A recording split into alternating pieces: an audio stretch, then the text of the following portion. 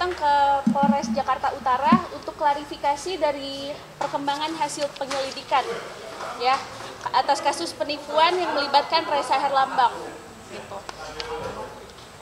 Di sini menurut keterangan polisi sudah dibuatkan surat perintah membawa dan menghadapkan saksi atas nama Ressa Herlambang alias surat jemput paksa ya untuk Ressa karena Ressanya tidak ada itikat baik dan tidak kooperatif.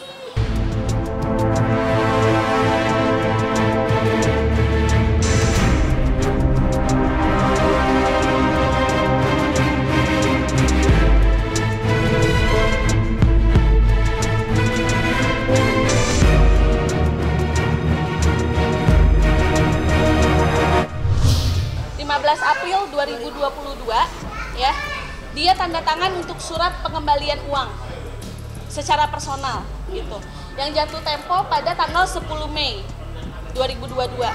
Akhirnya dia ingkar lagi dan dia nggak penuhi semuanya, ganti-ganti nomor dan segala macam. Dia nantangin saya untuk LP dia di kepolisian.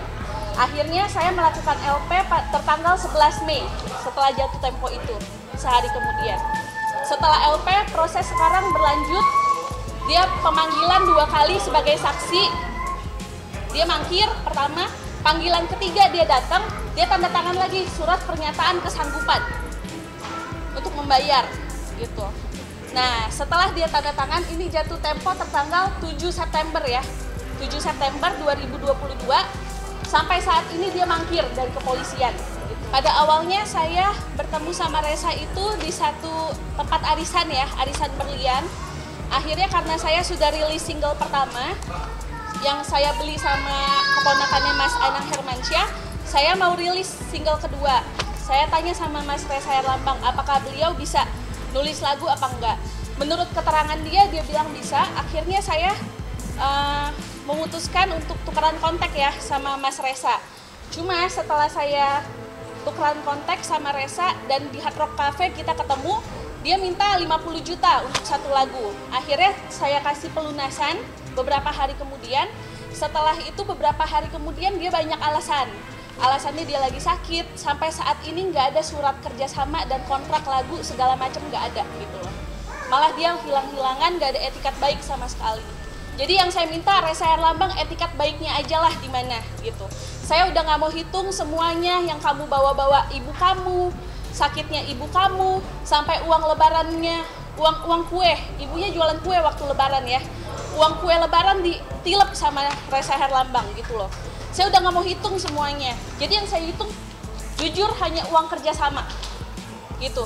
Dengan uang iPhone senilai 19 juta.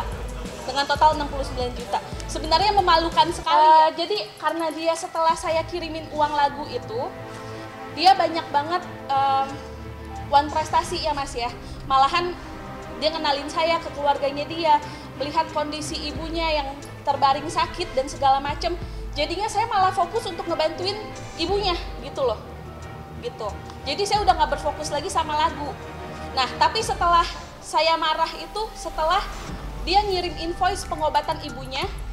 Waktu itu dia minta bantu saya, ibunya mau check up ke Prodia. Saya transfer dia, memang nggak banyak jumlahnya 2 juta. Nah, cuma dia ngirimin invoice ke saya itu 2 tahun yang lalu, invoice tahun 2020 gitu. Sedangkan saya ngasih ke dia uang tahun 2022. Dari situ saya bilang sama Ressa, Kak, ini invoice tahun 2020 loh, which is 2 tahun yang lalu gitu. Nah, setelah dia bilang, oh katanya salah kirim dan segala macam, saya udah nggak mau percaya. Ditambah lagi dengan ibunya yang bilang sendiri kalau Ressa itu bajingan sebelum meninggal gitu loh. Jadi saya benar-benar kecewa ya sama Mas Ressa gitu loh. Dengan cara dia koar-koar di publik, dengan dia bilang dia melakukan semuanya untuk keluarganya, untuk ibunya, itu semuanya bullshit dan bohong gitu.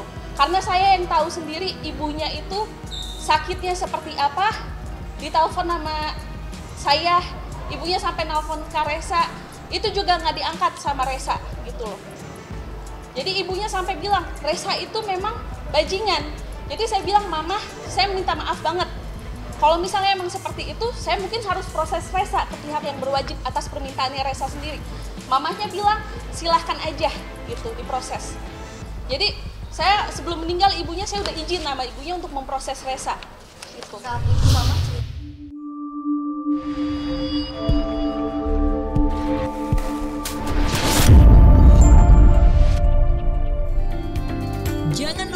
like dan subscribe. Sekali lagi ya, like dan subscribe. Gratis loh.